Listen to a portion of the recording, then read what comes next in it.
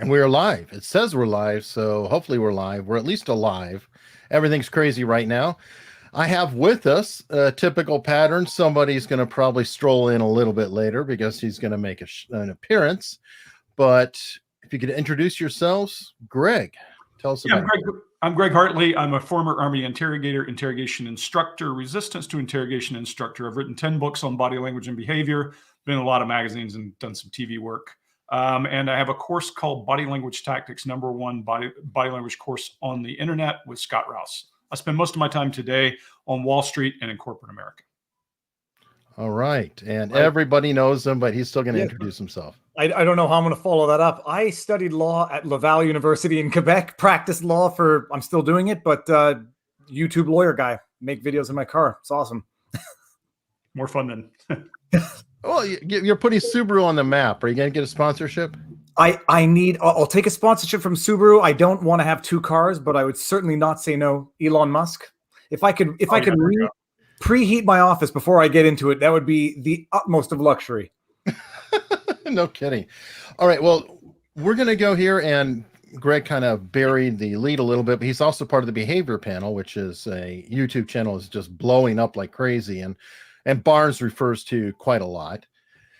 And each one of the behavior panel, obviously they all do body language, but they do other things too. And Greg's primary specialty, I'd say outside of that, is interrogation or interviewing, everything from deposition to, can you tell us about SEER School, what that's about and what exactly you did? Yeah, so when I say resistance to interrogation, anytime we have a specialized soldier, Special Forces, Green Berets, as people think of them, Marine Force Recon, Navy SEALs, those guys all are at high risk of being captured and exploited by our enemies. So what you do is you teach them to resist interrogation before they're exposed to it. And it's a hostile environment. It's probably one of the nastiest things you'll ever go through. I always say the one thing I hate the most in the entire world is captivity, because I was locked up for a few days as a result of that school. And that teaches you where your strengths and weaknesses are. I always say to people, it's all the dirty, nasty side of interrogation that people often associate today with our war on terror, unfortunately, because a lot of those guys took some of that and ran with it. But it's about teaching people what our enemies have done to our soldiers over past. And we took those lessons from people like Colonel Nick Rowe, 5 Years to Freedom, if you know the book, who was held in a tiger cage in South Vietnam for 5 years. He was with McCain, right? No, McCain was in the Hanoi Hilton. Okay. Sorry. Yeah, and then the other was Dan Pitzer. Dan Pitzer and Rocky Versace were with him. Rocky was executed, and I worked with Dan Pitzer for years, got to know him and all his stories. And the school was based on what we learned on how to return with honor, is what we would say. Hold on to what honor you have, because there's nothing pleasant about being in captivity. It's destructive to the psyche and all of those pieces. So you'll learn a lot about what makes you tick when you go through that course, and where your strengths and weaknesses are. The resistance to interrogation is an amazing concept, because I can imagine there's certain easy things to prepare for, or easier, like sleep deprivation, physical harm. When I was reading, I think it was John Ronson's book, and they were explaining that one of the CIA tactics to get people to reveal the truth was to get them addicted to drugs and then force them into withdrawal so that they would basically tell you the truth. Right. In your experience, does that get people to tell the truth, or does that get them to make up anything just to get out of the discomfort? Any kind of torture is going to get what you want to hear, is the danger with torture. You know, I always said to people, if there were, and I taught interrogation, I've interrogated a lot of people myself, I taught resistance. And I would say, if I thought it worked and it saved someone, then I would put my hands in cuffs after and go, hey, put me in jail. But I don't think it works. I think it gets people to tell you what you want to hear, or whatever it takes to stop the punishment. And withdrawals, that's torture. Sleep deprivation, I've been sleep deprived for enough hours to hallucinate. I know what that's like. The thing is, a good interrogation is much harder to resist, because it's about trust. It's not violent. It's getting the person to believe that you're on their side, and it's creating everything. And you're going to hear Maslow again, Eric. I can't help it. It's Maslow's hierarchy, and creating a new normal and a new way of bonding to that person. And so all the psychological ploys that interrogators use, and their 14 ploys and 9 elicitation techniques, they all tap into the psyche. They all get the person on your side. And there are ways of making that person try to bond to you and then differentiate and give you information. How about Hans Scharf, Greg? Yeah, Hans Scharf is the original. So if you've been to Disney World or you've been to LA Courthouse and you've seen all the murals, That's the father of modern interrogation who did those murals, the murals in the Cinderella Castle. He was a Luftwaffe interrogator and was non-coercive and got more information from American pilots than anyone else. So when the war was over, everyone knew who he was, and they brought him over, and he started the course, non-coercive interrogation. And that plays on things like pride and ego, things like pride and ego up for pushing a person's, making them feel better about self so they'll divulge information, or making them feel worse about self, and preying on their natural drives. So that was Hans Scharf who started all that. And it's still in use today. It's certification for interrogation after the whole Abu Ghraib thing came from Hans Scharf's work. Folks, Paul has joined us. Greg, you're going to see this joke in the comment section. Barnes and I did a live stream with Alan Dershowitz. If it was yesterday or the day before. Anyways, at some point, Alan started calling Robert Paul maybe three to five times. And so now it's become the internet meme. Nice to see you, Robert. Good to be here. Yeah, I did a piece on Nightline with Dershowitz one time. He was really nice to me, considering. No, Dershowitz is a great guy. There's a lot of people have issues with Dershowitz, but that's because people would have issues defending O.J. Simpson and Jeffrey Epstein. Sure. Yeah, for sure. Yep. Yeah, but every one of us want him on our speed dial. Oh yeah, for sure. Everybody knows who he is, right? We were talking about torture as a means of interrogation, and about whether we should have torture warrants and that kind of thing. And I find that a slippery slope for a culture, because then if you give a warrant to a guy like me, and I just ask him a question, where do you want me to live when I come home if I tortured people for a living? So my whole point was, let a guy like me do my job. If I cross the line, I'll put my hands in cuffs and call you. One question on that.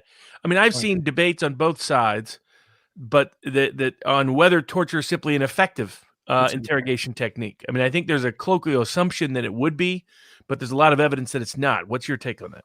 Yeah, so KSM was waterboarded 43 times or whatever the number was. What waterboarding does is simulates drowning, and I'm going to tell you, you can't resist it. You're going to say something. And so do I think there's ever a time that you may be able to use it? Absolutely. There's a time where if I know that you're held in a location and I've got one or two locations and I only cover one, and I can get that information in a split second, then maybe it does. The only thing I think waterboarding or any kind of torture does is gets the person to start talking, because the real power in interrogation are words and body language and behavior and poking ideas in their head and getting them to start talking.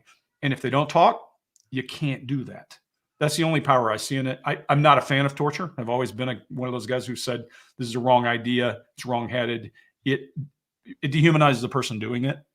So there's a process, we all know what it takes. I was a SEER instructor for 4 years, and we were mean is the best way to put it. I'll just leave it at that. We were mean, and we had psychologists on staff to watch us, not to watch the prisoners. That'll tell you. Did you, what do you respond to people? Because I wanted to ask this, those who say, okay, we're in a time crunch. Yeah, we have that that possible person locked into a tank with no oxygen or whatever. What methodology could be used to help compress the situation without torture? Obviously, we agree we don't like torture, but how do you deal with that and that criticism? I always say the best way to describe good interrogation is tricks, ruses, and ploys. And I didn't create that. The guys who were held in captivity in Vietnam came up with those terms. You trick them. You do things to their head. You trick their time. You do all of that kind of stuff. Now, torture is a hard thing to define. I mean, you guys are lawyers. You'd have a hard time defining torture probably.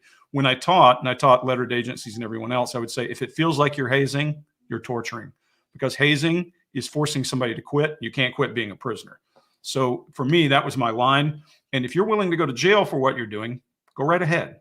But somewhere along the way, you have to be human, and you have to realize that what if you're wrong and it's not the guy, and you've got a timeline, you're crushing his thumbs and all of those kinds of things that people do.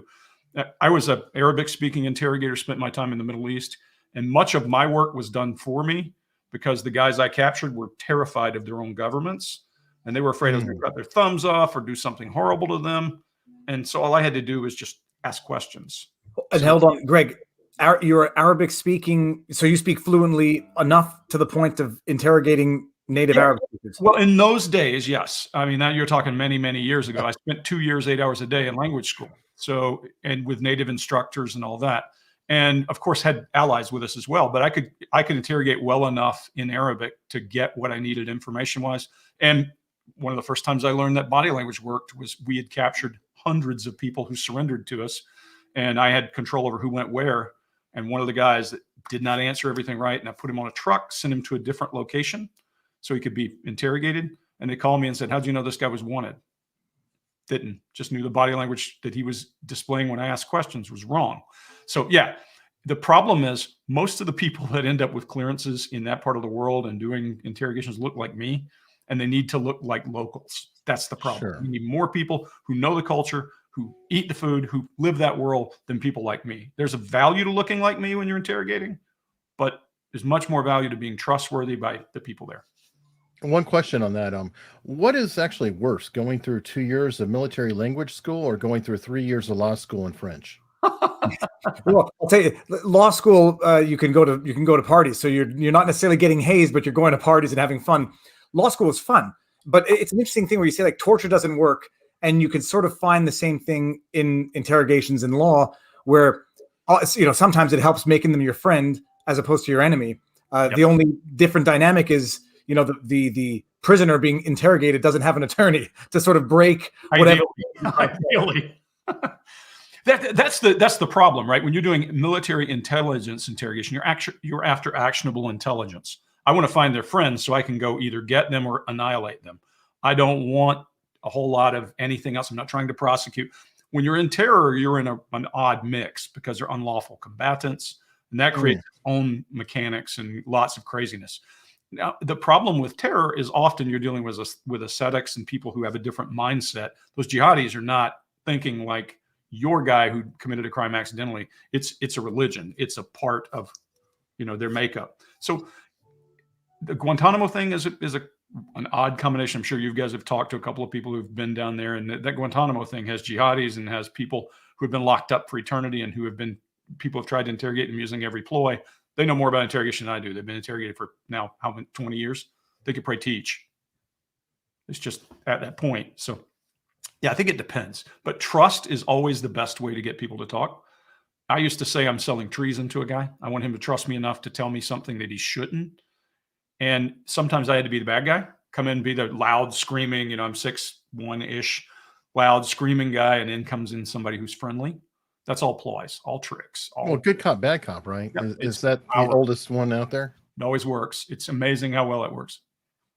Yeah, speaking of which, because from a legal perspective, the same question or issues or controversy around torture in terms of lack of credibility or trustworthiness of the information given or confessed to, it was similar in the confession context. I mean, the real reason for the Miranda rule was that the reason why courts actually got outraged wasn't because of the inhumane abuse of beating out confessions out of people.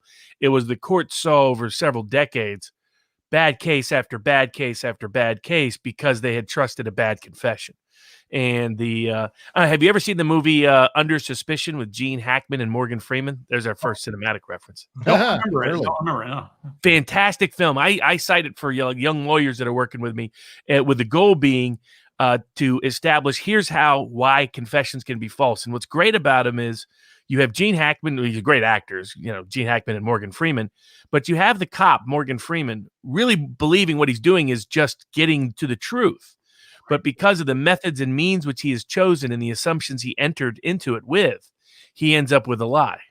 And Gene Hackman's character is a lawyer. So, you'd think, oh, that guy's never going to be a false. But like from a criminal perspective, least reliable forms of evidence generally are the ones that are evidence where somebody gets wrongfully convicted: confessions, false confessions, and bad eyewitness testimony.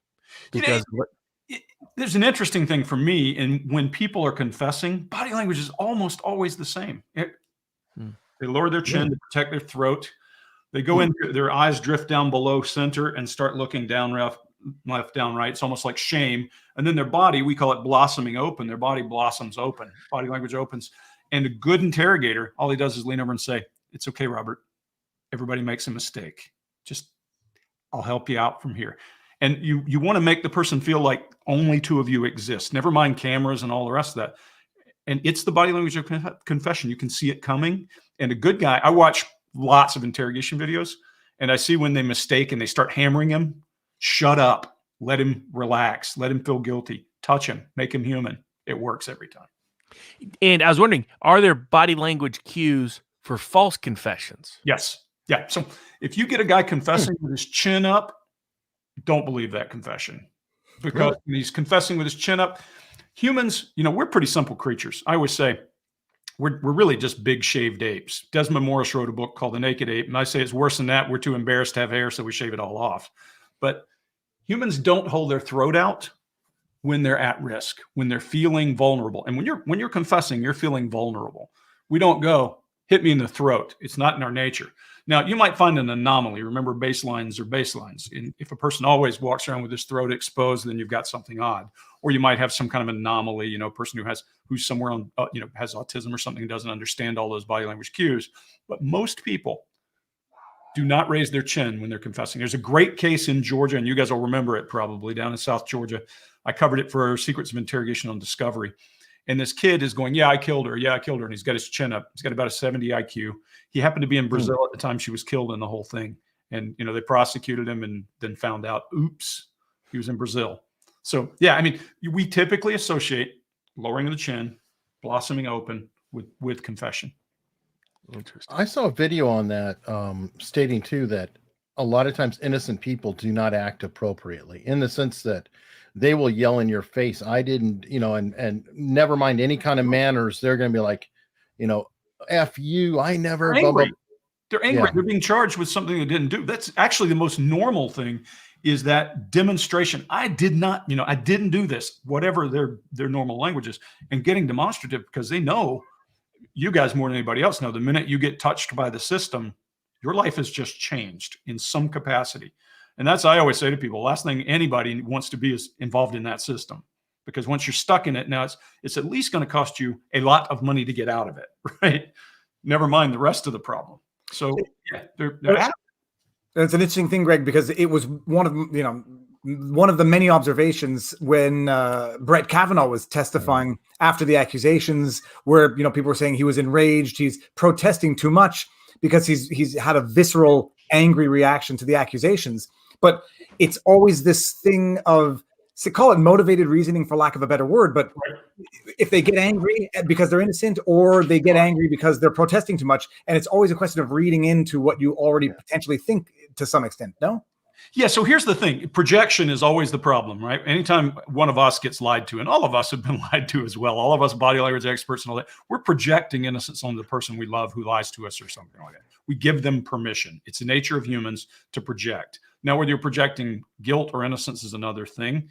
But in the case of Kavanaugh, and in the case of emotions are sticky things. Look at your face. See all those little, I always say, your mama was right. Your face is going to freeze that way. All the things you do with your face leave marks. You can see my browbeating people for a long time left this little scruffy thing right here. So as you look at people, you can see that it leaves marks. Real emotions are not fleeting. They don't go away that quickly. So when a person is, they demonstrate loudly and then boom, they just come back down, that's cause to be concerned, because they should still be pissed and huffy and angry and all of those things that go with it for a little while. And remember, fight or flight. I always say you can't tell the difference if your rear end's being chewed by a tiger or your wife. Your body still responds the same way. You're going to elevate and escalate. And so there's a t-shirt. Yeah, I break and sell those. When that little amygdala inside your head hits and sees a threat, your body is going to do the same stuff. Ramp up your blood pressure, ramp up your pulse rate, ramp up your respiration. And that takes time to come back down if it's real. Now, if you're just demonstrating, a little bit different story, right? Now you got me wondering, because I have this what I call a frown grimace, a crease right there. And I think it's because over the last 10 years, I've found myself doing this more often than not. Right there. Yep. State of the world. That's why it's there. And you look at mine. You can see I've done it plenty of times. It's pretty permanent on me. So So let me ask you this. What did you saw? I imagine you watched Kavanaugh, Christina Blasey Ford hearings. Yeah. I don't know if you did any assessments on it, but I can imagine where you're going to go. What did you think of it? Well, I didn't. I thought it was a circus. I thought that, it's way too pitched. Anytime something is perfect, I got a problem with perfect. Humans are pretty simple creatures, like I said, but we're on a continuum, And some of us believe in, I call it artifact versus icon thinking. Artifacts are, I've got horses. If I put a bucket on the ground and don't put food in it, a horse is going to check it 50 times in a day because a bucket is feed. An icon on a window is much more than that. An icon on a window in a church is a whole story with two people looking at each other, and you know what it means. So some people read a lot into things, and conspiracy theories and those kinds of things are often a simple answer to a complex problem. If it's easy to sew up, it's probably not true, is usually what I say to people. Now I would have to dig into her and get some things, but it seemed an awful lot like that was not her baseline, the way she was behaving. I didn't see any normal. I saw only the elevated and escalated and tended. And I want to see her outside of that environment and say what's normal for her under duress and that kind of thing. Politics is an ugly business. It's just. Yeah, my only concern with her was maybe her baseline is crazy. Well, if she came in skewing her baseline, she's not a stupid woman. If she came in skewing her baseline, there's the problem too. If I were being interrogated tomorrow, my baseline is not going to be my normal baseline. I can guarantee you. Right. I actually have a question going into that. Since you did train how to, I guess you were more training how to stand up to it, not necessarily how to lie, because from what I recall, the military, it's more of a name, rank, serial number, have a nice day. Yeah. But here from Eva, if I had to lie, what is the best way to train so the lie is believable / persuadable? Thinking about it in detail, talking about it with as many people possible, or not even considering it? Well, the more people you talk to, the more details you're going to leak. Let me tell you that there are many ways to lie. The best quote I ever heard was from a guy named Barry Minkow. You guys know who he is? Very famous criminal. At 18, he took a carpet cleaning business to IPO and was the youngest guy ever to go to Wall Street with an IPO. And he defrauded people out of tens of millions of dollars. And I was on a speaking gig with him one day, and it was interesting to meet him and talk to him. And I predicted he'd be back in prison in 6 months, and he was.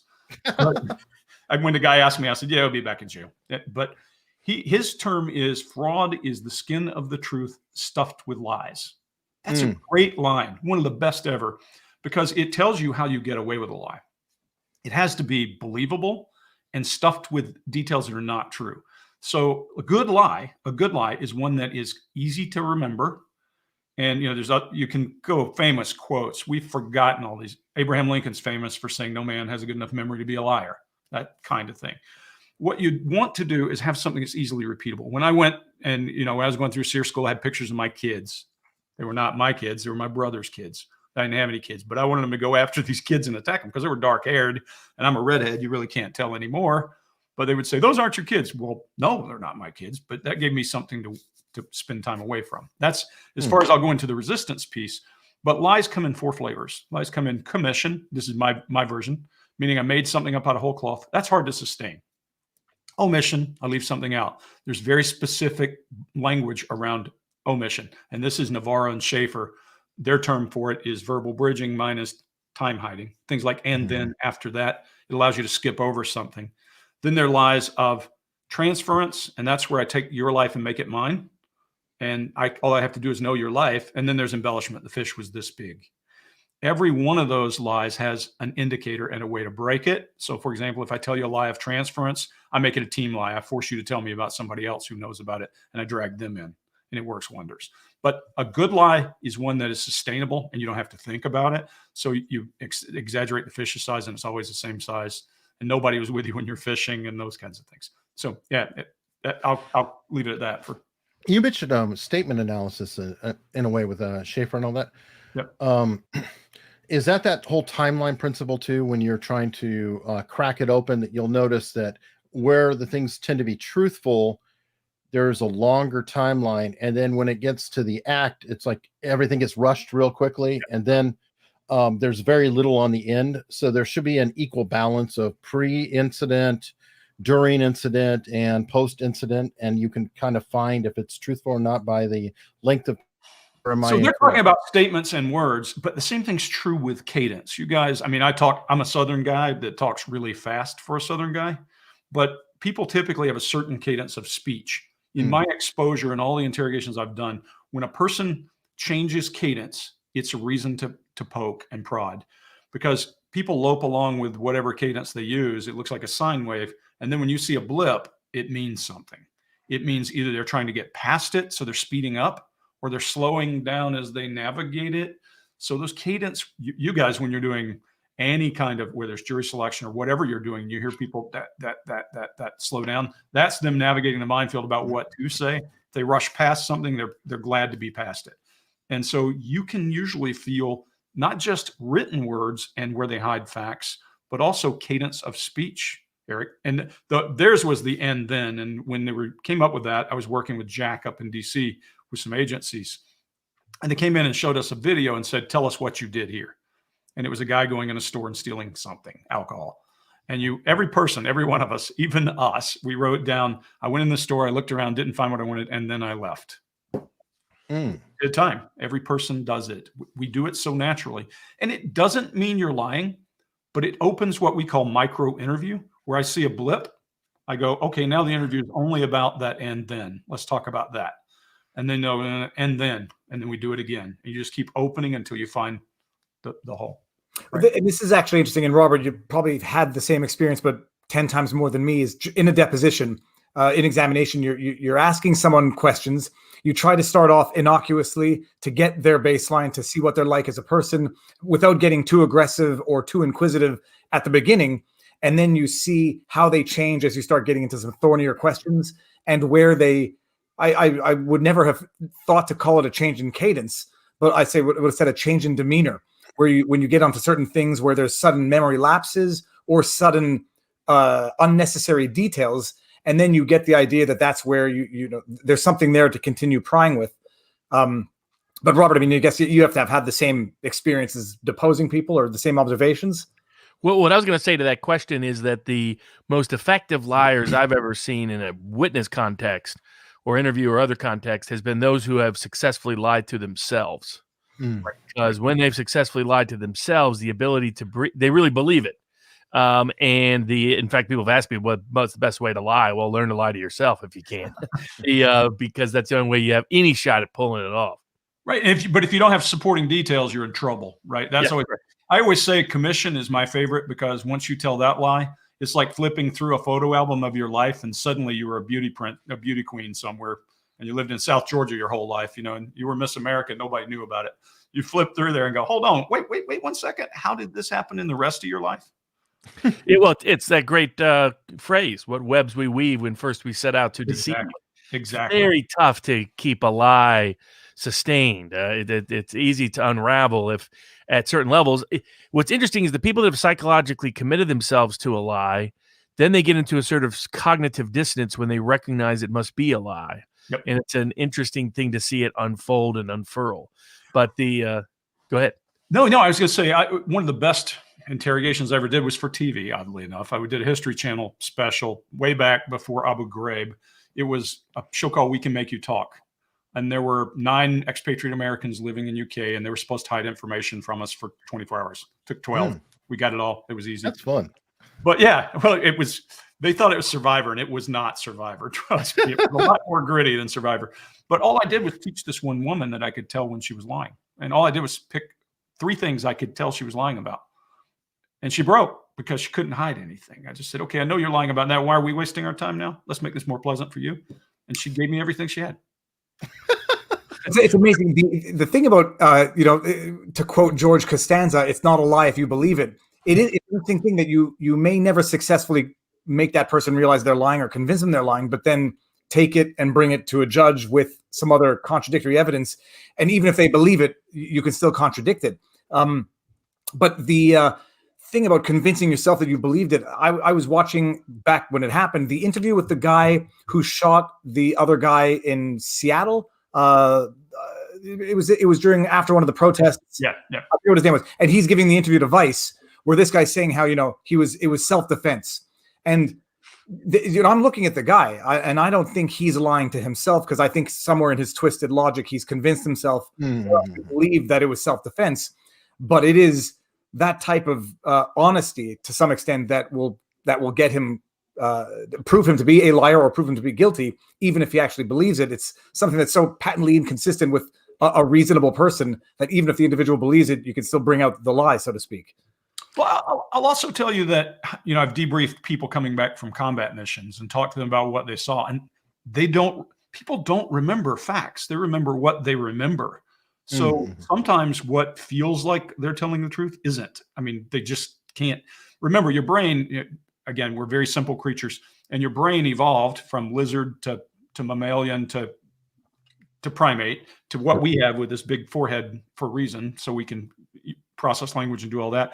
And what adrenaline does and what all those stress hormones do is start turning things off and push you back into the more primitive brain, the reactive brain. And when you're in that reactive brain, you're not collecting data the same way. One of the fundamental things that makes special operations guys different from regular soldiers is the effect that has on their brain. They process data differently under stress. There's lots of psychological tests. A guy named Andy Morgan did some tests around their testosterone levels and all that kind of thing back when we were working SEER. And the way their brain processes information under stress is different from average people. So they collect information differently. And so getting that guy who is panicked, to your point, Viva, is he might remember it in a different way even. Some people are fearful for their life when they shouldn't be, and others are not, right? Well, and there's also, David, what is it now? He told you need to be a new t-shirt of yours? Confession by projection. Confession through projection. Well, so if you're somebody and you think that anybody else, if they are armed in any way, they're going to attack you because they obviously hate you, you can literally spin yourself into completely believing that, right? And while we're on truth here, somebody else brought this up, but there's a super chat too. View of lie detectors. I would think I think I would false positive because I'm high strung. So when they ask me the important question, I'd freak out. I kind of know the answer on polygraphs, but obviously we have an expert on. So what do you think? Yeah. So a good polygrapher is a good interrogator with a prop, in my opinion. I mean, all they're doing is measuring galvanic skin response, which means blood flow to your skin, respiration, and pulse. Well, hell, I can do that sitting across the room from you. I can see your face go pale. Your lips get thin. That's blood leaving your skin. That's a symptom of fight or flight. I can see your pupils dilate, a symptom of fight or flight. I can see your respiration increase as your shoulders rise and your chest gets shallow. That's the same stuff they're measuring. Now, if you believe that just because your respiration increases and all that kind of thing happens, then you're guilty or you're lying, then every 14-year-old boy looking at girls has got the same problem because they're in the same. Well, we are. Yeah, well, we're trying to lie our way into whatever we want. But what I want to hear is there are lots of reasons that people may have an increased respiration. Just the polygraph itself makes people uncomfortable. So a good polygrapher is a great interrogator with a prop. And he's asking questions, getting baseline deviations, paying attention to all the same things, and getting a reading. I think there's a good reason they're not admissible in court because they're only as good as the person. But people put absolute faith in those things. We did a show for Dr. Phil. The behavior panel went on Dr. Phil a few weeks ago. And there's a guy on there who was more worried about not passing the polygraph than talking to four of us. That guy was a creep. He was. I mean, he was a creep. No, I love that idea. I mean, that's the best way to describe it. It's a good examiner with a prop in terms of the reliability of lie detectors. Right. Robert, they're generally not admissible, correct? The results of lie detector tests? Yes, that's true. Speaking of which, I got to get a media reference. Almost universally inadmissible. I mean, however, I think the FBI and others still use it for a range of purposes. Unfortunately, they use it for federal employment, which I think is wrong in a lot of ways. But a lot in Homeland. Oh, there you go. So I got to get a media reference in. You had Homeland, and who here has seen The Wire or Homicide? Because they use the same routine in both shows. The Wire a lot. Homicide, I'm not so sure. Okay, well, they questioned somebody using the copy machine, and they just had paper pre-done inside of it that said true or false. That's funny. And then just hit the button. And so that would, I'm sure you consider that equal effectiveness. Well, eye movement. When I go poke on people and use eye movement and show them that I can read their eye movement, then they start coming apart because it's just a trick. It's just a way to make them. There's a technique in interrogation called futility. It is one of 14, and it is one of the most powerful and the hardest for people to get. When I taught interrogation, if you said the word futile, I would throw you out of the room because it's that hard to get people to understand futility. Is not saying resistance is futile, like you're some kind of Borg or something.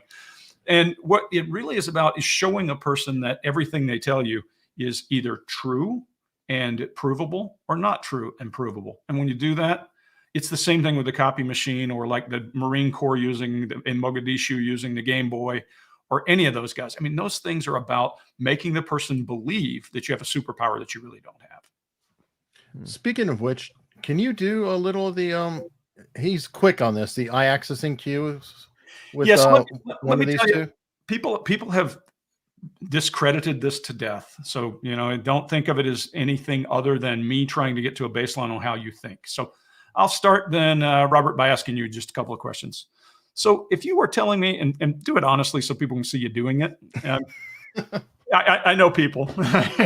So if I were asking you about the house you grew up in and where you lived when you were 5 years old, and you walked in the front door of that house, describe what you would see. From the front door of the house, up the steps, red brick.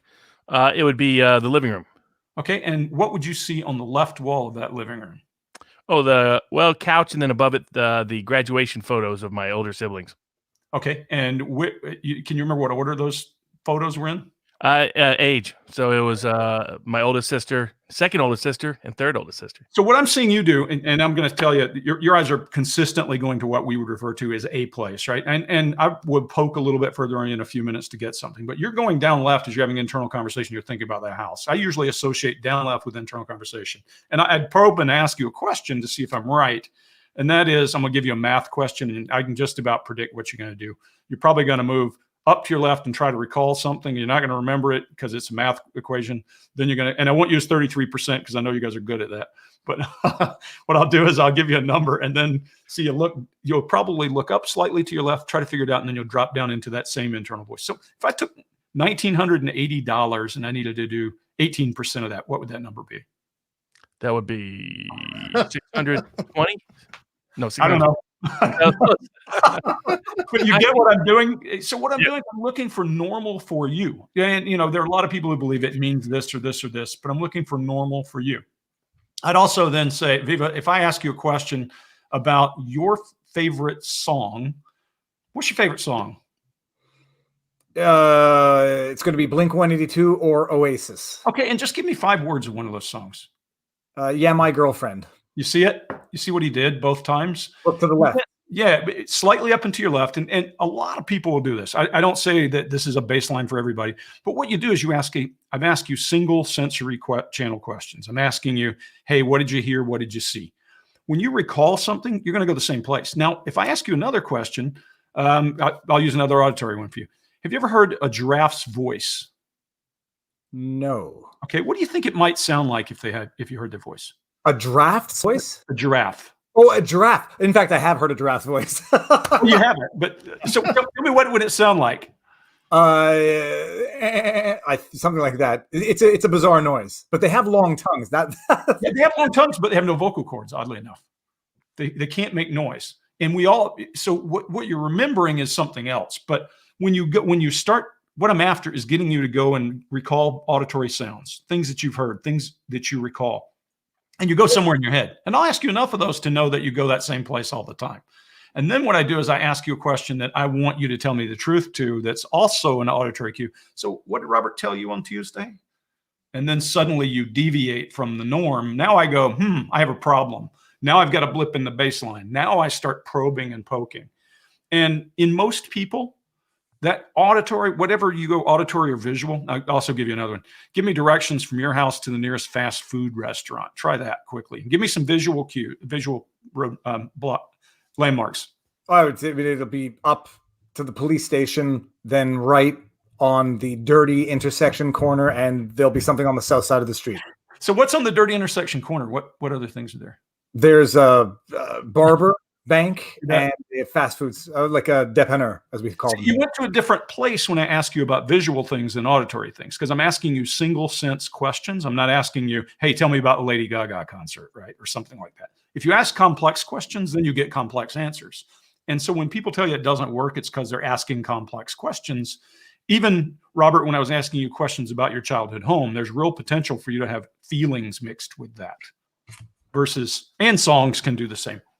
But most of the time, if you ask questions in a concise way, you'll start to find a baseline for what a person normally does. And it's predictable enough. You just saw me tell you what you're going to do when I was asking for numbers. And then you did exactly that. Not because I told you to do it that way, but because our brains work a certain way. And we get comfortable doing a thing. Now, people will tell you it doesn't work. Hang around for a while. We'll do it again. It's amazing.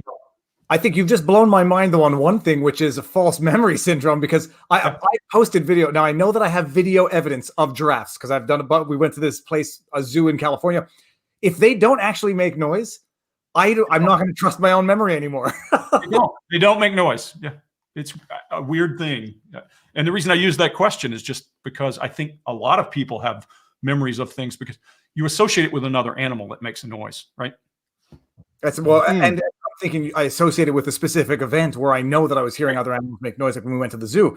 That's very cool. Now, but here's the question: is this would work? This works when people are sort of already calm and relaxed or not hyper nervous.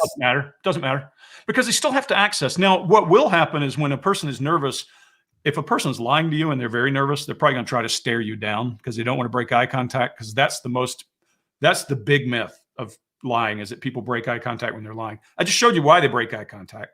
When you're asking a hard question, they should be thinking, what exactly was I doing on Tuesday? Their eyes should be rifling around their head for details, not looking at you. Like I've never liked the way lawyers traditionally do depositions. So they'll start out with, here's the instructions, blah, blah, blah, blah, blah, blah. And what's your name for the record? Could you spell it? Da, da, da, da, da, da. And sometimes for court, you have to do certain things for procedure reasons or protocol reasons. But I've always liked just opening up with just any kind of question, just to try to keep the witness off balance throughout the process, so that they, particularly because if they've been instructed by their lawyer, here's how you can expect things to go. Sure. On off right away, see what the reaction is. What's your thoughts about the way lawyers handle depositions and that particular methodology, upside, downside, et cetera? So interrogations got the same problem, Robert. I mean, it's a process, right? I always say you can't teach something unless it's a process. That's the reason we put Liar's Loop out in our true crime workshop, is because we can transfer knowledge if we can break it into process steps. That's the reason people do it that way. Not because it's effective, but because it could be taught. And then you have to evolve past it. In interrogation, the process is quite simply, I mean, this stuff is so ingrained in my psyche, I can just recite it. It's establish control, meaning sit in that chair right there, put both feet on the floor, don't make any sudden moves. That's how you establish control. It's establish ID. Who do I have? Have I got the right person? Then you go to rapport. Hey, I know this has been tough on you. Why don't we talk a little bit about what's happened to you? You're not asking questions. Then you go to questioning. And that process works because you get a baseline. You get the person relaxed and you get the person talking. You're getting them to do what's normal and tell you about what the process has been like. I work in business. I work in corporate America. I can walk into an office and go, hey, good to meet you. Hey, where's that? I do this all the time. See a CEO, I walk in and go, where's that picture from? And they tell me about the golf course they're at. I ask them questions. They give me details about their story. I baseline them, and then I'm ready. Now we can talk. Maybe I might actually have ODD, or oppositional defiance disorder, because if someone comes into a meeting and starts doing what you do, I immediately get suspicious about them. And I immediately begin to ask me, what's this person want? It's clear that they want something from me. We're too casual. We're too friendly already. And I have my indications, the ones I've put together myself, as to what, the suspicious behavior when someone by projection there, David. Well, there's no, I'm always others. But yeah, like comes in and is like, oh, hey, that's a nice picture in the back. I was like, okay, you're trying to make me feel comfortable specifically to do something. Now, what is it? So I might be oppositional to you right from the get-go. That would be fine. For me, that would be great. I'd be like, okay, what's going on? Now I know where your baseline is when you're not calm too. So it works just wonders. I will tell you the best part of the whole thing is there's a process called elicitation. So when you think of interrogation, everybody thinks of heart. There's no kind word for interrogation in any language. In every language, it's a horrible word. In Arabic, the word is to find truth, muhakkak. And it's a horrible word because it has connotations. But it's usually people associating something that's been done in the past. We also use things called elicitation techniques, and you use them naturally in your daily life. If you were to say, for example, I start critiquing something you do, like, God, that's an ugly place. I've been there before. You're immediately going to feel a need to respond. Your response, in this case, is because you feel like you're being worked, and you would be. But you can use all kinds of ways to get information out of people. And the way we typically teach that is to start broad, talk to the person about something. Doesn't have to be the wall. I just say, hey, how long you been in this business? Whatever you want to do, you start broad, and then you use these techniques to narrow down to what you really care about, get the information, and then spread back out and make it casual again, like normal conversation. And the person never figures out what piece of information you're trying to get. Very quickly, before the giraffe conversation takes off, we have a lot of fact checkers in the chat. Good. And here, giraffes have vocal cords, but their throats are too long and they just end up humming. Great stream, by the way. I agree. Thank you. No, I was going to say something to Robert also. Maybe I might have been too much of an aggressive attorney as well with a little ODD, but anyone comes in and asks one question that is not directly related to the lawsuit, I'm objecting for relevance. I'm saying, enough with the chit chat. You're not here to make friends with my client. Sure. Well, and you live in an unnatural environment too. I mean, law is an unnatural environment. We're talking average people in business. They always are going to have coffee, talk, do that kind of thing. But yeah, when you're a lawyer, you're living. I always said the only reason I was interested in law to start with is the rules to the game. That was the only reason I cared. And then I figured law school was not my cup of tea. So that's the reason. If you were not here in the beginning, Robert, I said I was smart enough to get in law school and smart enough to get out. Well, the thing I like is I try to convert a deposition into a casual interview if I can. Sometimes it depends on the witness, depends on the point, the purpose of the structure. But I prefer it as if I had sat down and talked to them at a coffee shop, because I find I'll get more. What I want in a deposition is, like, lawyers generally want admissions, and I want admissions at a certain point. And in the U.S. legal system, increasingly, you can use the video deposition in trial. When I was starting out as a lawyer, that was not the case. You could only use the deposition to cross-examine a witness if they had a prior inconsistent statement. Now, particularly with the rise of video depositions, and like in California and other jurisdictions are tracking and following this now, the video deposition can substitute for trial testimony. And so it becomes the trial itself. And so that puts a whole different hue on it. But I always wanted to use depositions to figure something out about the person and figure out what the story was and figure out who they were and what the whole thing was about. And I only felt that was possible if I could try to, in this artificial setting, recreate some sort of informality and collegiality as if it was not a formalized interrogation. Well, and your point is a great one. What you want is to get to the point they're talking, not you. Right. That's the key. Same thing in interrogation or intelligence collection. You want them talking. I've never about lawyers or cut off witnesses. Say, they're not answering my question, especially in the deposition stage. I mean, I get they only want to use a piece of something for trial or whatnot. And at trial, you may want to cut them off. But to me, it was much better to get them talking, because when people talk, they always share. And they always share more than they usually intend to share. I used to tell my witnesses in preparation for deposition, it ain't the Army, so you don't need to volunteer. So don't volunteer nothing. Just yes, no, move on. Try not to, because they always think they can outsmart the questioner, and 9 times out of 10 they outsmart themselves. Now, and I gotta say, Robert, it's on point in that you tend to, depending on the witness, but you tend to get more information out of them by being nice than by being hostile and aggressive. And from my own practice, it drives me nuts. But the worst depositions were when your client got too comfortable with opposing counsel and elected information, thought they were helping opposing counsel by answering the questions. And you try to prep them all you want to say they're not your friends. Nothing you tell them is going to change their mind. So don't offer anything more than you have to.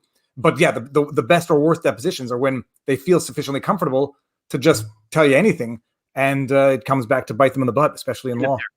Arrogant and condescending. I always think it's important. I always tell witnesses, I care more about you communicating emotional truth than almost anything else, because that's what a jury's going to pick up on and detect.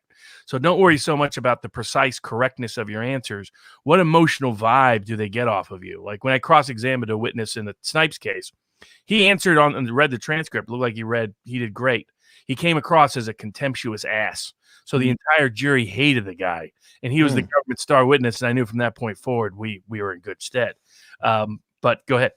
Yeah. For me, all I was going to say is the way we developed, we got this head full of mirror neurons, so we can feel what other people feel. Take advantage of it. I mean, we know how other people feel. It's why people get sympathetic and cry when other people are crying and all of those kinds of things. One of my favorite stories I ever had, I was coming back from DC and there was a lawyer on the plane with me and he was talking to me about body language. And he told me a story. He said, I forget what kind of trial, murder, I believe, if I recall correctly. But there's a woman in the jury that he had picked specifically because of whatever reason. And she was crying and he thought he was getting through to her. And after the trial was over, he said, I read your body language and you were crying and you were sympathetic. And she said, no, I was wondering how you could represent this piece of. I mean, I don't know if it's been your experience. In my experience, lawyers are some of the worst readers of body language, and there's so much projection goes on that they're terrible naturally at jury selection. They think they're great. My best example of this is John Grisham, who thinks fat people are inherently bad jurors. It gives you an idea how dumb. That's dumb. That's really dumb. Writer, but terrible trial jury, and that's the norm. They have these crazy stereotypes, and they think a jury. Now, I have been able to, over time, if I'm able to directly get in front of the jury, get enough of a emotional vibe if I'm in the game or out of the game. Sure. Honestly, it's only an opening or closing statement. I'll have other lawyers try to read the jury solely for the purpose of teaching them you don't have the skill set to read a jury. Find somebody else that has that skill set to monitor it, to manage it, because it's a lot of tiny little cues and clues that are very difficult unless you're really trained in what you're doing. And lawyers have some of the dumbest stereotypes known to man in terms of that process. Well, and humans are creatures of habit. Whatever we do enough times becomes a habit. And if a person does it all the time, it means nothing. That's the problem, is we adapt. And I always say, body language is in 5 pieces. I can teach you a whole lot of body language in just 2 minutes. Number one is gestures. It means something and everybody knows what it means. It has to be something everybody understands. That's good in the US, not necessarily outside. Okay signs, those kinds of things. Okay. Hold on. Don't do any okay sign. Jeez, I'm already yellow on the monetization. Thanks a lot, buddy. No. I was about to say, now here's the problem. Okay sign is no longer has universal meaning. So it's gone too. Did you see the Rittenhouse on that? Oh, no. They actually are trying to prosecute. Successfully sued. Part of the suit was successful. That if you call this a white power sign, that's defamation and libel. And a federal court recognized, yes, it is defamation and libel because people know it's not. That's not its 99% interpretation. That's Barack Obama, Jay-Z, Michelle Obama, LeBron James, et cetera, et cetera. They weren't saying white power when they were doing the okay sign. Scuba divers. I was going to say, when you scuba dive, now what? Right? Yeah, the perversion of language drives me nuts. Now, how much since you did it in the air, it sounds like body language is universal. It gets past the limitations of verbal language. So there are a couple of things. Number one, we're all born capable of doing lots of things. Our bodies all do the same thing. Culture starts to pare that away, right? So there's certain symbols you can't use anymore. But really interesting one, if you've never heard of the Bellamy salute, go look that up. Little children in the U.S. back in the late 19th, early 20th century would hold their hand up in the air looking at the flag as they did the Pledge of Allegiance. Oh. Well, that got destroyed pretty quickly by a bad guy. And so culture has everything to do with body language. It takes away your ability, because little kids wander around waving their middle finger in the air, get told not to do that. And it doesn't mean anything in another culture, but it does here. So we really have the ability to communicate in certain ways. If you think back to the Native Americans, Plains guys back hundreds of years ago, they had universal language where they could use their hands and talk to each other, even though they didn't speak a language. So there's a way to use your body language, but you got to be really careful that you think it means one thing and culture makes it mean another. So we got to be very cautious with assuming that. There's some really good jokes around that in the interrogation world. I won't do them here, but because they're a little bit on the risque side. But at the end of the day, some things are universal. Some things mean something. When people cover their eyes or cover something, it's, what that means. If a person does this, you know what it means.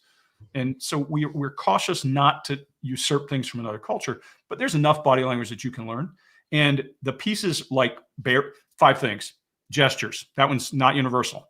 Illustrators, when I use my hand and I shake my finger, I'm making a point of what my brain is thinking. I'm punctuating my thoughts. Humans do it. They may use their hands, they may use their feet, they may use their head, their brow, or something to illustrate what they're thinking. Adapters, and I go gestures, illustrators. I usually use regulators, because you'll remember these fingers, because that's the way I stop a conversation, right? Middle finger's a regulator. That's the way I control a conversation. That could be this, that could be this, that could be this. It's ways of controlling the conversation. Adapters are how we release nervous energy. So the ring finger, twirling your ring. And then finally, barriers are this. That's the way I want more space. There's a thing I call sacred space, and you guys see it all the time, is I barrier and I adapt. So I cross my hands and start fidgeting. What I'm doing is making a space that I own and making it comfortable. If I stroke my beard and it becomes normal for me, it's normal. But if I do it suddenly when you ask a question, I'm adapting and releasing nervous energy so that I can feel more comfortable in the situation. And that's what we look for, are deviations from what the person always does. I have a buddy who has Tourette's syndrome, and I've known him since he's 20 years old. He's progressively gotten better at controlling Tourette's, but I can tell when he's comfortable and when he's not based on how many tics and what kind of tics he has and all that, because I baselined him. If I didn't baseline him, then it would be really odd and constantly worried about what does he mean by that or what does he mean by this. So it's about baseline and deviation. That's what you look for. And for out there may or may not know, the behavior panel does fantastic work. As I mentioned when Thanks. Scott was on, there's two great sort of, in my view, toolboxes I've learned to use over the last 3-4 years from the public sphere. And one is, a lot of Scott Adams' work on persuasion, and it's the behavior panel's work. It's just fantastic work because the more you can learn develop these skill sets, you're not going to get where they're at, but you can learn enough to hire them on occasion, as I well advise when you can afford it. But also just for everyday use in conversation. But like as a lawyer, the more you can read this in a witness, the more you can read this in a jury, the more you can witness with a judge. I've learned that then you can detect, okay, when do I need to move here? When do I need to do this? When do I need to just settle the case and get out of Dodge? And things like that. I had a case where I failed to pick up on these things, though that my instincts were screaming something was wrong. Ended up, not getting the settlement that I could have.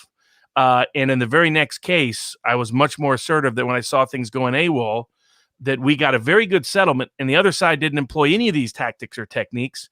And they wrote a very large check that if they had read it right, they would have realized they were going to be getting a check.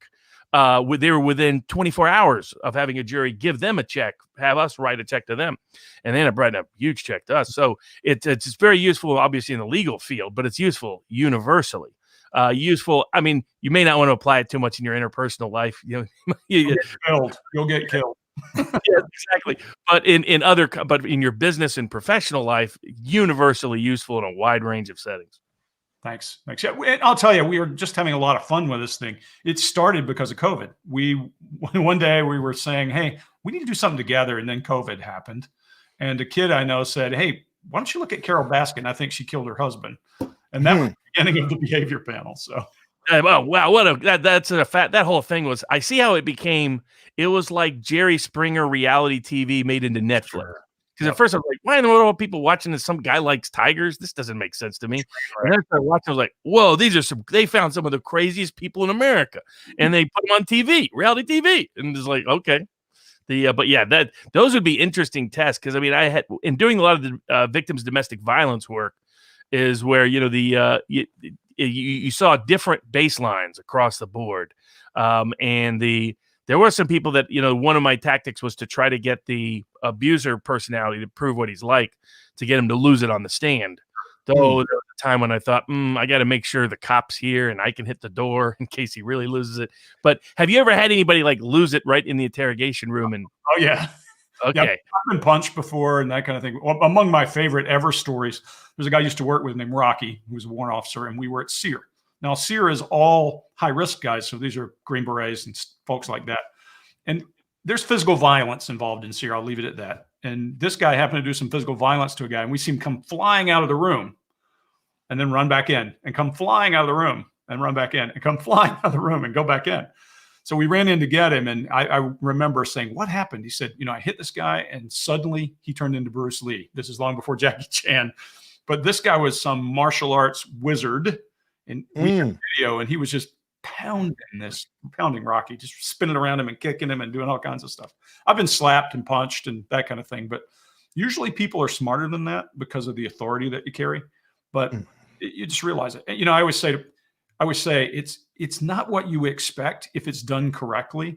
They can't identify the enemy. It's a reason I say all the time, by the way, if you're charged with a crime, get a lawyer. And people say, what if I'm innocent? I say, especially get a lawyer. Innocent.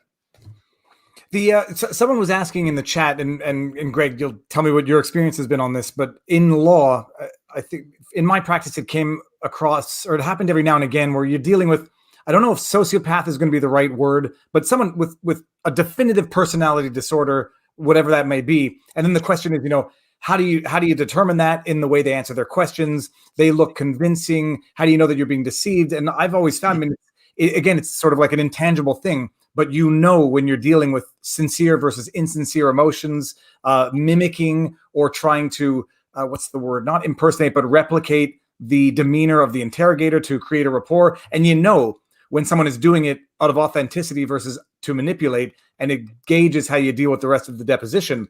But how do you go about determining that and assessing or reassessing examinations or depositions based on that? So I'm a big fan of coming up with tools and processes that you can transfer knowledge. I will tell you that I was afraid of learning body language when I first started because I had a good gut for people. And I would say, I don't want to break that. I'm afraid if I learn this stuff, it may make a mess of me. I call people like that glossy when I was young and didn't have a better word for it. And what I meant by that is they felt unnaturally polished. And what I realized is it's because they're paying ultra close attention to me and they're satisfying whatever need I have. That's like Uncanny Valley, Greg. Have you ever heard of Uncanny Valley? Mm-mm. It's a problem they have with CG and robotics, to where if they get a robot, android, or CG looking too close to human, where it's almost identical, but it's just slightly off, it creeps everybody out. And that spectrum of between, that's why they make them a little more cartoonish or a little bit off. And that area there that's just really creepy is called Uncanny Valley. And that seems almost like what you're describing. Yeah, I call these guys glossy, like Ted Bundy, way too friendly, overly associated, paying really close attention to you. Every time you move, they move, that kind of thing. That's an indicator. Now, psychopaths don't have their own emotions, so they have to pick up on somebody else's, and they have to mirror it, look like a human being. To your point, they're not like us. Their amygdala doesn't respond the same way. Their brains don't function the same way. They don't feel fear. That's why they get away with some of the things they get away with. And sociopaths are different. They have no regard for the rules. I think the best definition I've read is a sociopath has no feelings, and a psychopath has no feelings, and a sociopath is only concerned about self. They still have feelings and that kind of. But I will tell you, even a psychopath, when you get them in a bind, they have fight or flight. It's just not as easy to get them there as it would be. But to your point, the biggest thing you got to realize is you got to look for baseline and deviation. They're going to deviate too. They might always be polished. Watch politicians. They're unnatural.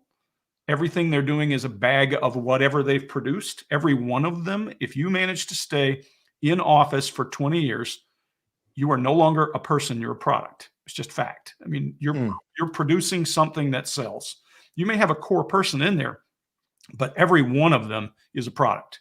And I always say, you're not talking to Joe Biden, you're talking to joebiden.org. You're not talking to any of these politicians, you're talking to the animal they've created.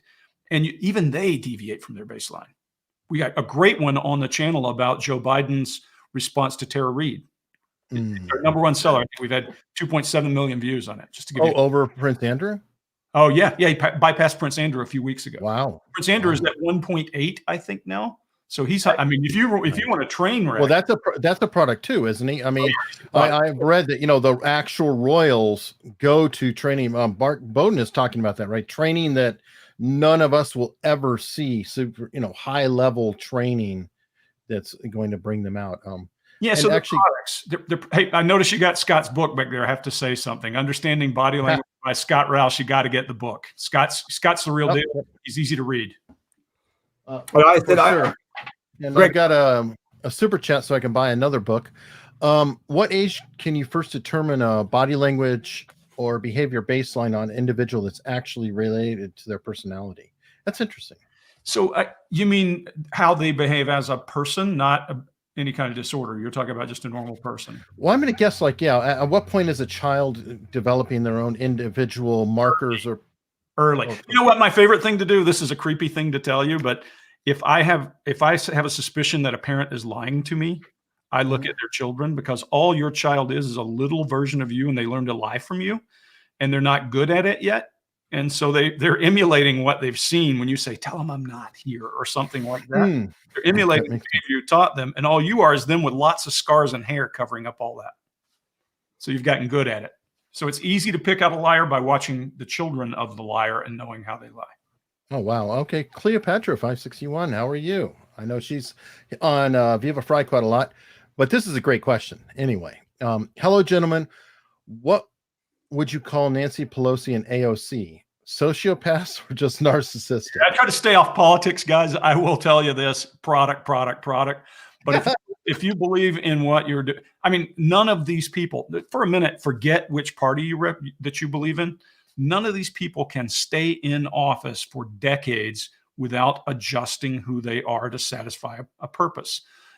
Unlike Mel Gibson, who played many different roles, and they're playing one role for 50 years. They get good at it. That's what they're doing.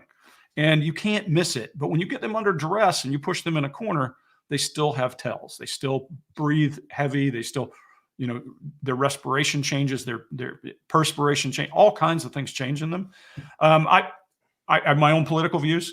I'm not a fan of typically politicians in general because I don't trust anybody who wants to be a ruler. I just don't feel comfortable with it. It's a very American thing. My first generation of Americans way back when were hanged for rebellion against the crown. So that says something about me, I guess. And then Robert can relate. I already can see that. You may be related if that's the case. But you get it. Just not trusting of politicians. And Cleopatra, I mean, the question is, we use these terms like sociopath and narcissist not as diagnoses, but as judgmental ways of discrediting people. Oh, yeah. I would agree. All politicians, I would say that they've gotten to the point where the ends justify the means for all of them, and they're rehearsed, they're polished, they're unnatural. And Greg, you'll tell me if you notice this. Robert, you might notice it also. When people stop being sincere, I notice, exceptions aside, only the good ones are able to fake it. There is a deadness in the eyes, just like the upper part, where they actually look internally fatigued to the point where they can no longer even feign the authenticity feign the authenticity or the authentic happiness that they once had. I see it in politicians. I see it in YouTube personalities when they get tired of doing what they're doing, and as hard as they try to fake it, they just can't fake it in the eyes. But when it comes to politicians, they are all playing a role, and I think that they basically subdue or push down anything personal, any human emotion they once had for the role that they have now fitted to their life, left and right, liberal and Democrat, or whatever we have here. Well, I'm sorry, go, please. Oh, yeah. I thought one of the geniuses of Trump was his willingness to sacrifice making faux pas in exchange for coming across as more authentic. That, a lot of what he did almost seemed structured to look like he was not a politician, even though he's a reality TV guy for a decade plus and made himself in the media for 30 years. So it was really a genius transformation where people thought, he was so dumb that he would do this and this. I was like, to me, it was trained of how can I appear more real than my competition? Well, I'll just say whatever's on the tip of my head, and do so doing, I'll create a sense of authenticity and humanity and accessibility in ways that otherwise would be difficult. But I think the professionalization of the political class has made them like Prince Andrew and like the royals. And they're people that they come across as fake. Nobody believes it. I've been trying to talk to people that now I know Mark actually works with training them, to get away from looking like a robot. But there's almost nobody that does. And I mean, Pelosi's a bad version of, almost a severe version of it. Well, then you add Botox and you lose the ability to use everything, and that doesn't help. I mean, if you look at these people who are 85 years old and, they're made of wax and string, they're not going to move their face the way you move yours. It's chicken wire and wax. It's just the way it is. But if you look, the thing you hit dead on, I know you guys talked to Scott a little bit about people who are on the spectrum. And I worked on a movie called Neurotypical with a guy named Adam Larson. And that goes with this question too, Greg. Great. Yeah. So because how would you interview Mark Zuckerberg? Because many people would accuse him of being on the spectrum. And they said, because let's face he's his own kind of dude. And I know that Viva's interested in that because he has thoughts about Zuckerberg's congressional testimony. So how would you go about actually interviewing somebody like that personality? So people who truly are on the spectrum and not just are odd or nerdy or whatever it is you want to say, the only thing I've found that's a body language cue is lack of forehead involvement. And I call the forehead the organ of engagement, the organ it's a social organ. We all use our forehead. If you don't believe this, if you walk out today and there's somebody on the street and you raise your brow, they're going to rifle through their Rolodex to figure out why they know you, because it's the universal symbol that I recognize you. And it's instinctive. We all do it. When I was interrogating prisoners and we'd capture two people who were close to the same place, we would have an open window and walk one past. And when their brow raised, we'd say, okay, come on back. You're going to talk to us together. Because we knew they knew each other. It's just universal. If you're at a party and someone doesn't recognize you, but they have all the right words, and you're like, I know they don't remember me, it's because they didn't raise their brow quickly. You just don't know that. It's instinctive. And because when you look at people who are on the spectrum with autism, they don't connect. There's not that connection. The worse they are further down, the less likely they are to connect with other people. So there's no reason to use their brow. It doesn't make any sense.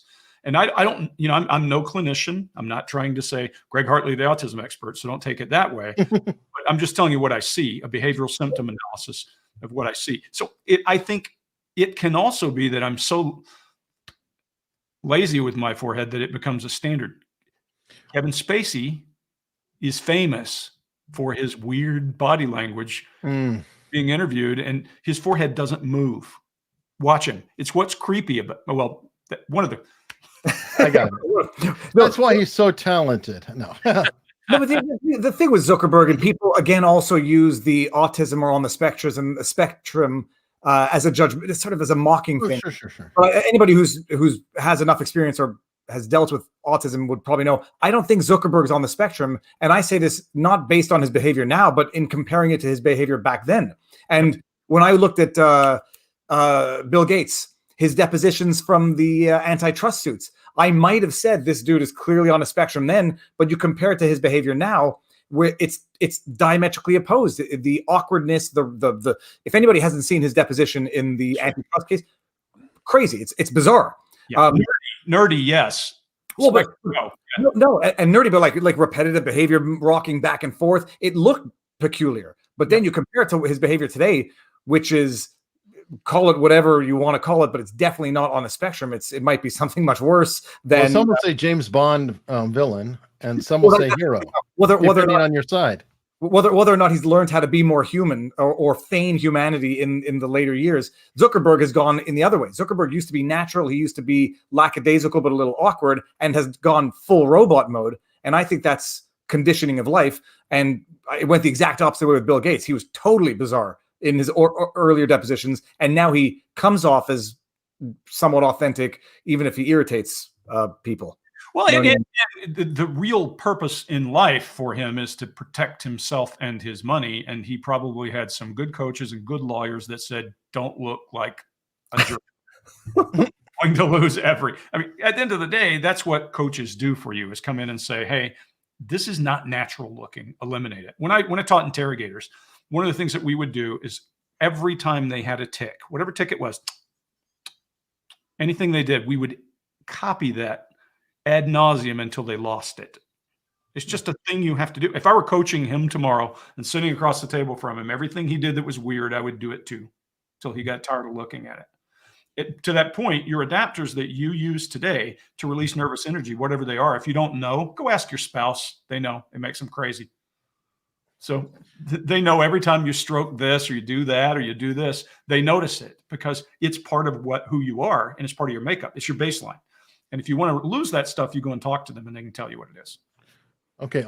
A previous guest has commented a bunch of times in the chat, and I wanted to bring up the right one, but it always scrolls by or whatever. But I love to bring up dissension. I always, obviously people are fans and happy of things, but I always want to bring up, somebody who's contrary. What do you say to people who say that body language is a bunch of woo-woo garbage and it's the equivalent of mind reading? Yeah. So if what you're looking for is me to be able to say that when this muscle engages, it means that you lied, you're not talking to me. You're talking to an absolutist. Absolutists believe that every time I touch my cheek, it means this, or every time I do this, it means that. What I would tell you is what we do is we study behavioral symptoms. I'm studying what changes in you and when it changes. That's what good body language is. It's baselining and deviation. It's not he touched his ear twice, so he must be lying.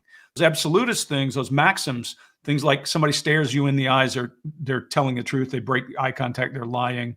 Those kinds of things are things that you should be suspicious of. We have a long history of being able to tell if you had X-shaped head that you're a criminal, that kind of stuff. People have been imprisoned for that. That's not sane. And body language needs to be treated the same way, in that you learn to pay attention to symptoms. If a person always does this, you heard me say that. If I do this all the time, it's a habit. It means nothing. And humans get habits very easily. Only thing probably worse than a human is a horse. They pick up things in 2 or 3 tries. You pick it up in 5. And if you don't believe that, pay attention to yourself. Just do this today 10 times. When you wake up tomorrow, watch what happens. You'll get residual behaviors. So what we're studying are clusters of behavior and deviations, not one-offs, not, hey, he did that and it means this. So great question. And also, this is actually, but really quickly to finish on, I'm sorry, David, this is who it is. Dr. Michael Wood. He's been on the show before. A lot of people may know him. He's a former Baltimore cop, came into prominence, has been on Joe Rogan, things like that. And so he's obviously used to interacting with suspects and things of that sort. So I don't know, maybe I set up some sort of debate, or I don't know. No. Seems everything is projection. Liars accuse others of lying. Manipulators accuse others of manipulating. Nearly everyone is pretending to know that which they do not. How do you separate your biases? Well, you have to constantly think about we did Patsy Ramsey yesterday on the show, on the behavior panel. And Patsy Ramsey's body language is just clearly not likable. Her body language comes across as negative. And it makes you feel a certain way because you feel like she's talking down her nose to you. That's a bias, because you got to be careful that you don't automatically assign to her guilt because of that. And so you have to ask yourself questions. Why am I jumping to this, or why am I jumping to that? And try to look and second guess yourself as well. Like I said, when I first started doing this, I had a pretty good instinct for when people were telling me the truth. And I was afraid of it because I was afraid I would, undo whatever worked. So is it possible to remove all biases from yourself? Absolutely not. I mean, we genetically have biases. We are, I always say, if you really want to take into account who human beings are, if we don't overcome the ape, we would not like people who don't look like us, because the natural tendency of apes is to not trust even other apes that aren't part of their little tribe. So all human life is about overcoming the ape and trying to eradicate all that stuff when you're trying to make decisions. And by the way, I always say this, there's a reason that I don't send people to prison with my words. And there's a reason there's a court system and a trial and all of that. This is not about Greg Hartley said you're guilty, you're going to burn, and rightfully so. In a criminal investigation, this is another tool. In a courtroom, this is another tool. It shouldn't be the only tool ever. You should try to balance those biases that way. Absolutely. And what I would say is it's like the rule of law, behavior, body language, handwriting exemplars, because I heard the same kind of criticism about handwriting exemplars, that, the criticism was wrong, because my judgment are there objective metrics that we can apply no matter what? And the answer is yes. And 2, are they predictive? And I find them, or explanative, and I found them to be both explanatory and predictive, at a high rate of accuracy, much more so than other things. And it's just because of the science of humanity. I mean, the idea that we only communicate with words just isn't true.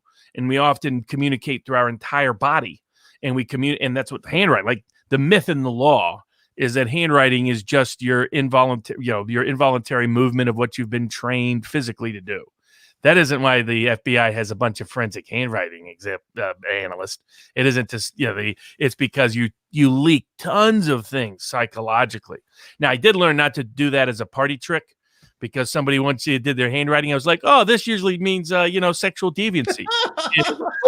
Be their husband. I was like, oh, okay, I'm going to skip. I'm not going to. But I find it to be highly predictive, very useful. What Greg and them do, both in their books and in their material and in their training courses, it's just highly predictive and highly explanatory. So that's my measurement. And that, now, can bias come in? Bias always comes in. But the way you defeat bias is with objective metrics that are consistently predictive. So I got two things really quickly. Number David, one, I stepped on you earlier. Go ahead. Don't worry, I talk enough. Don't worry. Oh, go for it, Greg. Yeah, let me give you a piece of residual body language everybody on the call can read. And this tells you we're designed to read body language. Can you read that, everybody? All of you? That means we're designed to read body language. It's just that we have blunted it because we're sophisticated. We don't want to be that. And I can tell you right now, juries read more into body language than they read into what the witness verbally says. I found this with consistency. When I do like a lot of focus groups and hundreds of them, if I show a witness, I find that they picked up more. This is where I started having my witnesses make sure I want them to communicate emotional truth more than I worry about what factual things they say or don't say. As when Viva did the analysis of Alex Jones' deposition, I cared more about how people came. Did they watch that deposition and come across thinking this is a crazy, evil guy? Or do they come across thinking he's like me, an ordinary person who may have made a mistake? And most of the people that I had watch that came across with a different impression than they had before they went in with the caricatured version of him. In fact, most people watching it had a similar reaction to what Viva had, which was, who is that plaintiff's lawyer? That guy's a little eclectic. If they'd seen him, whoo, boy, I can say what I want now. Not in the case formally. So my joke about him was that he got a free ticket to the nut house and the Uber driver accidentally dropped him off at law school. And that's how he got his law degree. So one thing I can tell you, I can draw you a picture of what that attorney looked like, but I'll do it off the air so that I won't embarrass anybody. The funny thing is, I think you can tell what someone looks like based on their voice and demeanor. As far as the projection goes, it's an interesting thing. When you're looking for something, you're reading in your own preconceived notions to some extent. But there's two types of projections in my non-expertise opinion: subconscious projection and conscious projection. And so when you're viewing that in someone else, it is easy to tell the difference between, let's just say, a politician accusing another politician of something versus someone with a guilty conscience who views everyone else with that type of guilty conscience that they themselves have. And you can tell between subconscious and conscious projection. But what was I going to say? I lost my train of thought now. Oh, for goodness sake. But so that's to say, when you're analyzing something as far as it goes for body language reading, first off, I think, there is a natural thing to it that it's not tarot reading cards. That's, right. There is something fundamentally natural about it. The expression, you hate someone's guts. There is something that comes off of a person's being, their mannerisms, that will tell you something about them in the same way dogs can detect it in people. It is predictive. And then the question is, what's good and bad really is only a question of someone's track record. And it's why some people become experts like Greg, and others, make funny YouTube videos about body language reading. So it is a question of predictability and who has been more accurate in their overall assessments. But body language reading, body language is a language. It's not like, it's not mind reading, and it's not tarot cards. So guys, I'll leave you with this in terms of that projection and all that. We do the behavior panel. We watch the video individually. We come together and talk about it. And we always will see nuanced differences, but overall, it almost always is, I got that too. I missed that. I got that. And it tells you that it's repeatable. If it's not repeatable, then we would all be going, oh no, he touched his nose. And that means, now, could we make up something? Sure. But what we're looking for are deviations from baseline and changes and minor things. And then I'll take it one last step. If you really want to see a piece of body language that's repeatable and is clinical, go look at Facial Action Coding System by Paul Ekman and all the which muscle reacts to brain activity and those things. I'm not that smart. I always said I was an interrogator. I'm a sharp stick and sandy beach guy. I just need to be able to write down what I learned and get questions answered quickly. So I'm after, why did you do that? Why wouldn't I go this way? And that's what each of the four of us brings something different. Chase is Mr. Academic. He digs. Scott is neurobiology. He's really interested in brain and how it affects muscles in the face and all that. Mark is more from the story and the how do I tell the story piece. And mine's more from the gritty, let's get something quick. And that's what makes us work as the behavior panel, I think. Okay, this one, I don't know if you're familiar or into pop culture at all, but a bit of pop culture question. I know it. Yeah, that is the 5 lights versus 6 lights. That's brainwashing. Is that the one you're talking about? Yeah, I guess apparently, yes. Yeah, so that was a great one. I used it to teach interrogation.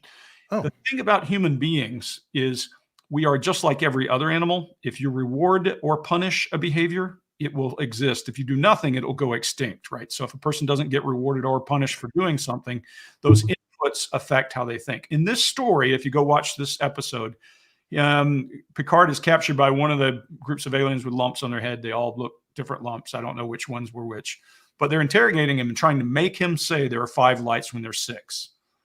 That's operant conditioning. That is changing the way a person thinks. The words for that are brainwashing or re-education.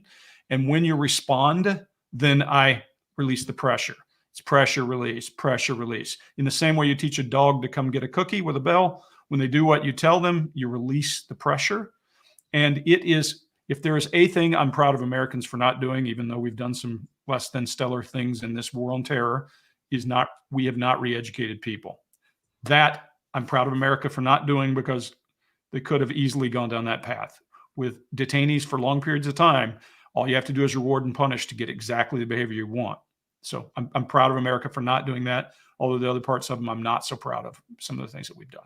I want to pull this one up too, because we were talking about the spectrum and things, and I always want to be sensitive to folks who deal with it or have it or anything else. But I have an adult son on the spectrum. One critical thing to remember is that those on the spectrum are incredibly unique, more so than the average person. The world misreads these folks all the time. And that was my point. The only thing that I have ever seen is that forehead thing that I could pick out, because when I did the thing with neurotypical, every person that I met was just like us. Every other person, we're all different. All 4 of us sitting here are different. Every person that he brought for the video for me to look at, I was saying, the only thing I can see in common is lack of forehead involvement. That was the only commonality. All right. Well, perfect. This has been fantastic. I've got one more I'm going to close out, because we're talking about the forehead here. This is Gavin Stone, and Gavin's a big fan. I know you know Gavin, Greg, and I'm sure you guys have seen him up. And Gavin's a member of the channel, folks, so be like Gavin. It's a good thing. My wife insisted we ask Greg about the forehead, as she's a big fan of Botox, which removes forehead movement. Does this hinder his abilities if he wasn't aware previously? And by the way, off that, I'm going to jump on that a little bit too. Somebody else in the body language community implied that Botox causes people to lose fear because they can't express fear, so they can't feel fear. I don't believe that. Maybe. I don't believe it. I think if you got Botox and I grab your collar, you're going to get afraid. Well, not just that. Now, and I'm not an expert, but my wife is a neuroscientist with like 12 years PhD. But I think by the time you're an adult, you've already made those neural connections as to what triggers fear, regardless of what your face is doing. So I would be shocked. Yeah, it's interesting, because everybody wants to believe that what your skin does is going to affect you. If that were the case, a person who's burned to where they can't move their forehead would not ever be afraid either. Just take a clinical approach, just a simple approach, and say, what if you lost the use of it some other way? People who are blind move their forehead to communicate and those kinds of things. So it's the reason I think body language is provable, because even blind people smile, all that kind of thing. So you can look for those deviations. What I believe is true is I may look and go, why isn't she moving her forehead for the first 30 seconds? Then I'll be like, she doesn't move her forehead. Baseline number 1. Now let's go after something else. So you look for other places. And you really have to be Botox to crazy to the point you can't move your forehead. I mean, it takes a lot of Botox. Usually relaxing certain muscles, not all muscles, right? You may lose grief muscle.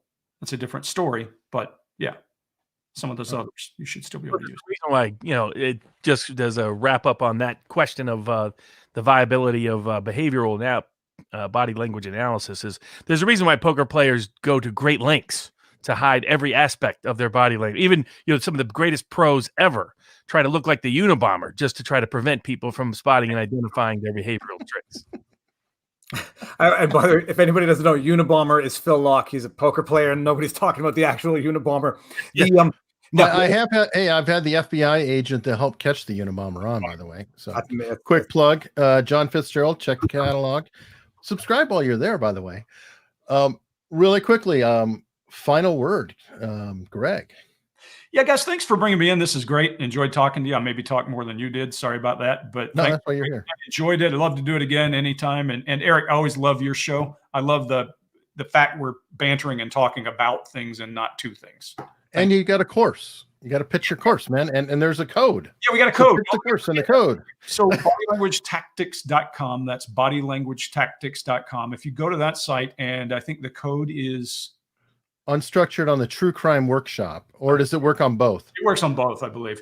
So okay, cool. Unstructured is the code, and I think you'll get it for, did we say 69, I think, for the course?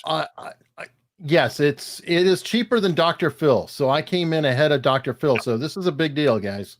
Yeah, guys, better coupon code than Dr. Phil. Join us, and let me just tell you, that's the simplest way to learn body language. It's a short class, a few minutes every day. And if you have Alexa, all you have to do is say, Alexa, enable body language tactics, and you'll get a free lesson a couple of times a week in your flash brief. And now everyone's Alexa just went crazy, whoever has it. Now, Barnes, what are the 3 eternal truths now? Well, I mean, we definitely have 2. Epstein didn't kill himself. Is number 1. Wow, I'm blanking on number 2 suddenly. Sally Yates, Robert, come on. Sally Yates is still corrupt. And number 3 is still an open question. So it is yet to be determined what the 3rd eternal truth will ultimately end up as.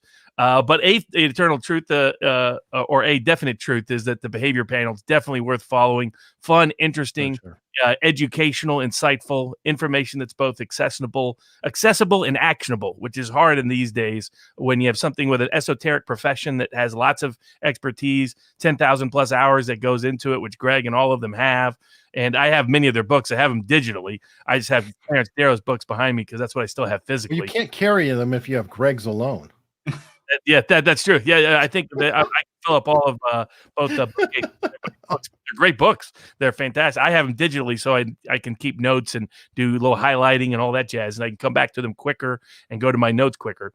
But great stuff. So and obviously always follow the Unstructured podcast. That's how I got introduced to the behavior panel, was watching Eric's stuff. So and get introduced to a wide range of fascinating conversation amongst people who are reading your mind, even when you don't know it. There you go. And David, Viva. I'll say one thing. Body language reading is a real thing. Some people, make more or less jokes out of it or make more or less serious content out of it. But I always said you should go and practice law for 10 years so that you can actually learn these things through trial and error. You begin to know when someone's lying to you, and you begin to pick up on typically how to detect it. But it's a lot easier learning from other people's knowledge than learning from your own mistakes. And so it's great. Body language panel, listening to Robert. This is knowledge that has been acquired over decades, and it is worthwhile to learn so that you can detect and avoid people who you can detect are going to cause problems in your life and in your professional and personal life. And it's value added stuff. So it is not tarot cards, in my humble opinion, and you're better off learning from people who have 20 years training experience because they have some insights. And just one last tidbit: if you walk into a room and see any of them, they're about to interrogate you, just confess and get over it. You're going to get there anyway, so just get it out of the way from the get-go. You're ruining our fun. Come on. Well, folks, thank you very much. And if you like guests like these, like I always pitch, please consider subscribing. I'm trying to mix and match and always bringing different people together. And I think that the combination of folks really makes for a fantastic dynamic environment. So thank you guys very much. And thank you.